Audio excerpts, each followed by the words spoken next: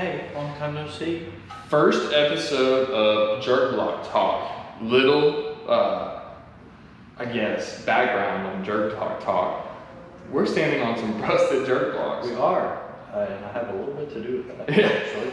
So layers 1 and 2 did not work. Nope, not as strong as we thought they were going to be. No, they didn't work at all. Now layers. The rest of them are doing pretty good. Yeah, layers 3 through 7, fantastic. Yeah, layer 1 did not meet the expected. Sorry, I'm too strong for your jerk blocks. Sorry. You can break them. I broke them first because. Yeah, I don't even think. I wish I could put the video right here, but I don't think I have the video of the actual bust. I don't think we brought the cameras out that day. Through. Yeah, the computer's actually sitting in a hole right now. Yeah. So until the time where we can get these fixed and get them back to use for our athletes, they make a pretty good little podcast stand for Dogtown's own podcast on the new kind of revamped network. Yeah, we're excited. Yeah, so if you don't know, we have our Line Movement podcast we've been putting out for a little while now. Mm-hmm. We talk a lot of things on there, a lot of fitness, a lot of things going around the country, the world even. Then we bring it back home, talk a little bit about the gym. So to focus more on specific related fitness related to weightlifting, sports performance, and then CrossFit, we broke up 2 separate podcasts here throughout the week.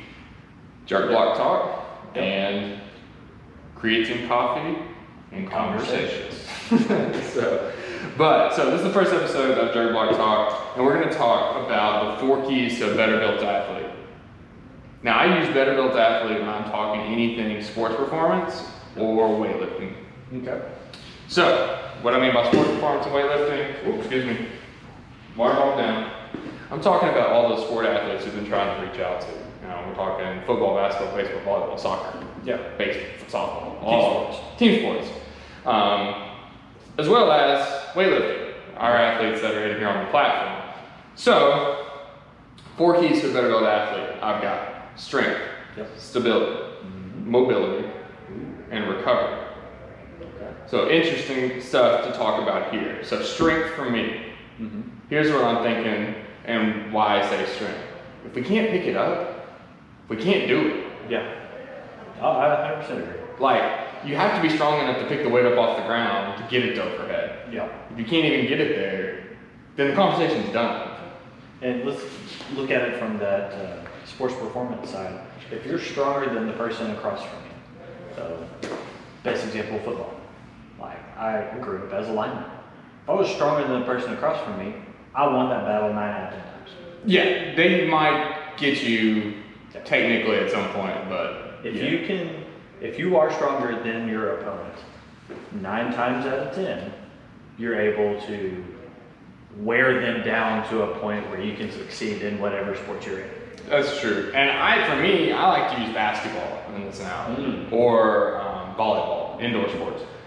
So how I think about it is, if all things being equal, if I have the same shooting percentage, I have the same block percentage, I have all these things that are the same as the athlete next to me, but I can squat more, I'm probably going to be able to generate more power. So why would I not come in and train harder, grow that strength, that absolute strength, to be able to explode up more, to be able to lift more, drive more. We're going to be faster if we're stronger. Strength's never a weakness, Mark Bell. So with that, that's where my mind always goes. If I'm standing next to you and we shoot the same 3-point percentage, but now I can jump higher because I squat more, I'm going to be better off. For weightlifting, it's similar. This is what I was thinking of when I wrote this, was weightlifting specifically. If I can't get the bar overhead, my snatch is done. If I'm not strong enough to move it, then today is not the day. I can't move that weight. I've got to go back. I've got to change these other factors to be able to snatch. So, strength, number 1. We got to grow our strength. We got to be a stronger athlete to be successful. Yeah. Second is stability. I think this is the most under-recognized point, and I think it was the most under-recognized point for me as an athlete and a coach until recently. I agree. Stability, it seems like it only comes into play post-injury. Yes, or when I think it kind of circles back to that strength point, when you realize oh, I can't muscle that anymore. Yeah. You don't really hear it talked about until that knee pops, until that back tweaks, the calf tightens up. Shoulders. Yeah, the shoulder gets thrown out. We don't talk about stability until after that. Right. And then what do? We'll rehab it. We'll do the PT things that they asked us to do, and then we'll go back to doing right what we were doing in the first place. Things that got us injured in the first place. And we quit utilizing those stability exercises. Yeah. Completely. It's dumb. Right here below, there should be a couple videos playing of some of our lifters, Sarah, Jenny, and Summer, all performing snatches. And you'll see the point of lockout. I'm looking at elbows and shoulders here, and how Sarah's quick under the bar, snaps the bar up, and she's locked out. Summer's same way. You'll see her pull, pop, you'll see the turnover and the lockout. Jenny is one of the quickest and most stable people I've ever seen overhead when she locks out. She used to snatch with a close grip. Yeah. It took her forever to get out of that. But you'll see her locking bars out now, no problem. It looks funny when people do it right, but it's how you lock in. It's how you don't allow that bar to move your body that I think is crazy important, stability.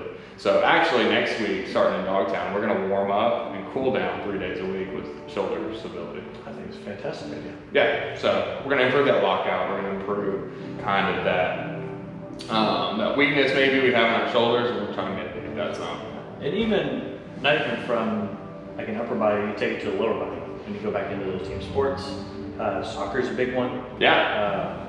The constant planning, basketball, football, whenever you have to plan and change directions really quickly, stability has a huge, huge part. And on that, I mean, talking about knees and things when we're talking about that cutting, we're talking about that jumping, soccer is a huge one here. Think about the below parallel squat and the stability you have in that bottom position. Yeah. Versus the conventional training sense where you stop at 90 degrees and your body's unable to sit down in the hole, it's unable to make those cuts, unable to turn the way it needs to. That sitting that deep in the squat allows us to maintain that tension throughout the full range of motion versus just that 90-degree pop. Hear no qualms from me. No qualms. No qualms. First big word, that's a little word. Dirt block talk. Third is mobility. So I have my protocol that I use for mobility. And I'll see what yours sounds like. So we have yoga here once a week at the gym. So we have athlete flow. That's active yoga. So we're moving. I sweat more doing that than I do any of my training sessions all week. Today my body was shaking by the time we got done. It was. But I feel great when I get done. My back, it loosens up a little bit. My shoulders get a little roll to them. I feel good. I use GoWOD on double days. So I don't want to sit and do another 40-minute ROM WOD. But I got 2 2-hour training sessions that day. I'll hit GoWOD, I'll stretch out, I'll hit those points that my body's weak at, make sure I'm loosened up between sessions. And then on my days I have one session, I hit a ROM WOD. I hit like a 20-minute ROM WOD and just holding some positions. Hold those things. You have 4 minutes in this position. Yeah. Everybody's least favorite thing to hear. Oh, absolutely. For sure. Absolutely. We in CrossFit, the main part of the gym, we've got most of our workouts that have. Sorry, we got some people in the main gym. And there's some guitar going on. But our warm-up consists of mobility in the first part. We have it integrated in, and then we make sure that something is hit, whether it be foam rolling, whether it be static stretching, is always hit afterwards. Because we do a really, really good job of warming it up, hitting it hard, and then at the time, I'm out. Have a good night. Yeah, that's how it is in here a lot too. So we got to make sure that we hit both of those. Yeah, that's really cool. The last thing I had on here is recovery. So I got asked about this one specifically by Sarah on Facebook a few minutes ago. Recovery, I wanted to break down into 3 aspects because we already talked about mobility. I think mobility is its own thing. I think people too many times like to put mobility and recovery together. When I actually think recovery is nutrition, sleep, and stress mitigation. Yeah. So let's talk with nutrition first.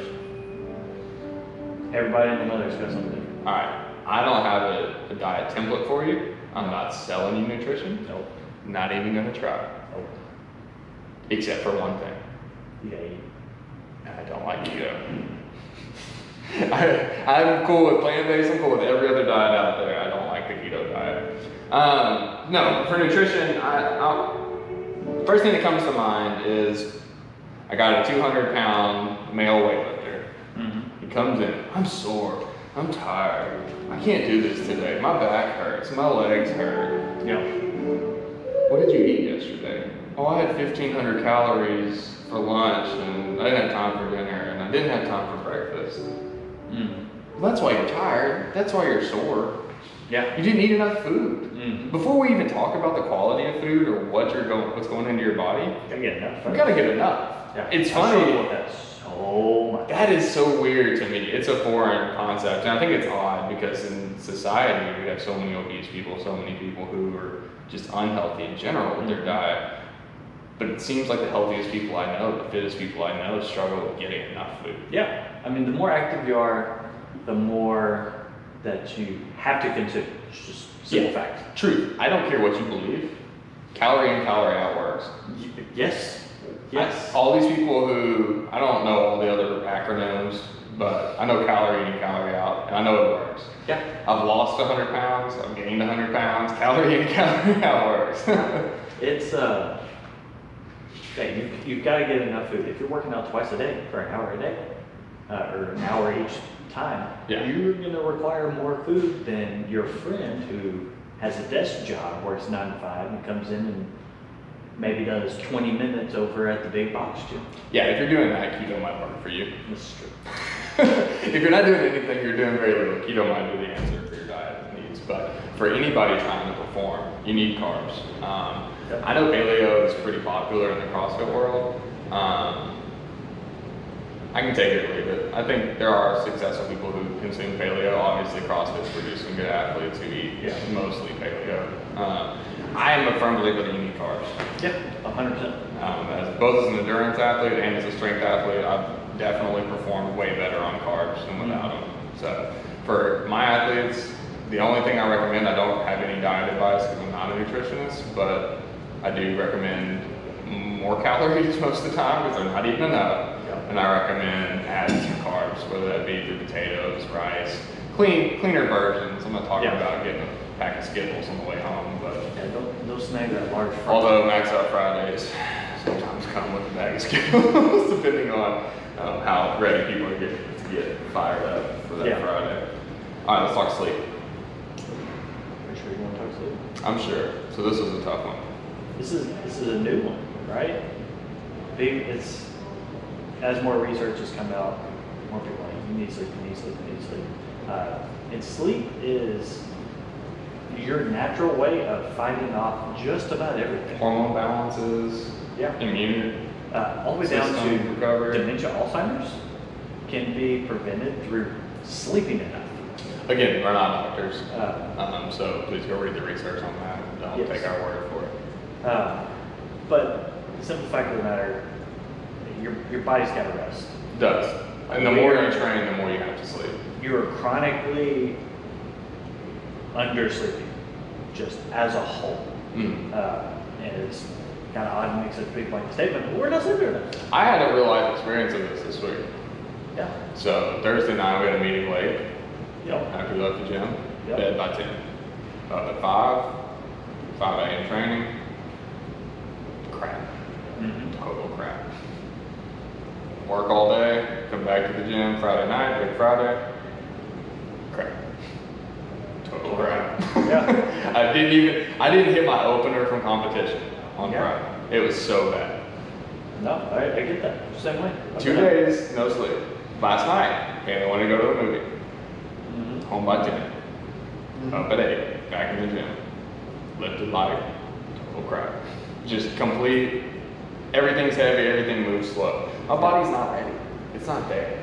Yeah. You have to get that sleep. You've got to recover your body, your mind even, to be able to train appropriately. And like you say, there's even more benefits outside of just the literal training benefit. Yeah.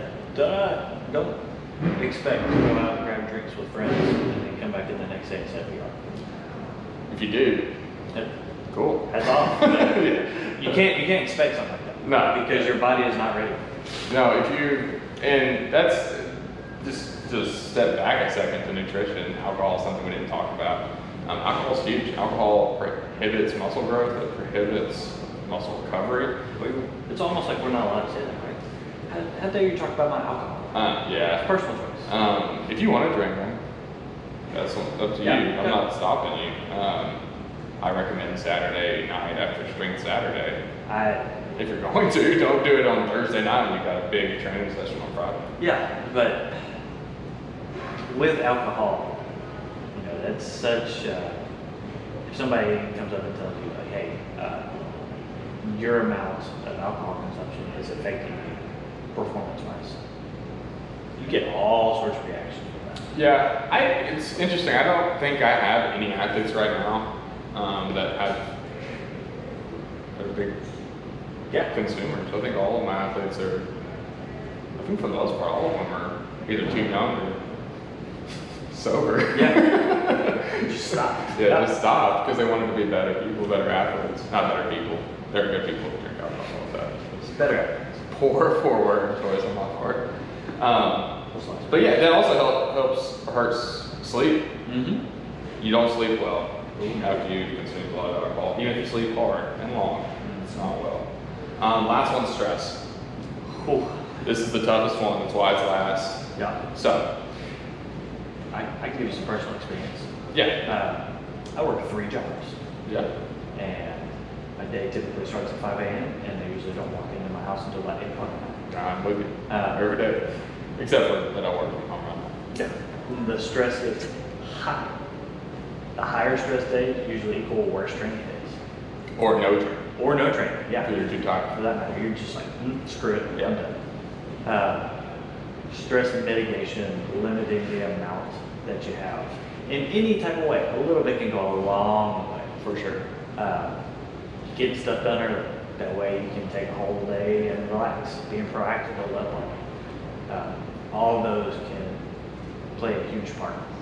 Yeah, I think right now, the age of COVID, it's interesting too because so many people are at home with kids and work. Yeah.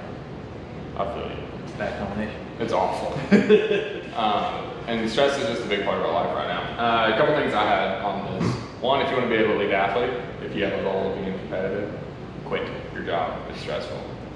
Yep. I know not everybody can quit their job, but if you truly want to be, let's say you want to be an Olympian, if you're a weightlifter, ain't gonna happen. You gotta do that full time. Ain't gonna happen. Yep. All of these things are gonna have to be put into place every day from the moment you wake up to the moment you go to sleep. Mm-hmm. If you want to be the starter on the football team, then you probably should get your homework done before you go to practice. So that when you go home, you can eat, you can sleep, you can recover. Same with every other sport athlete out there. Yeah.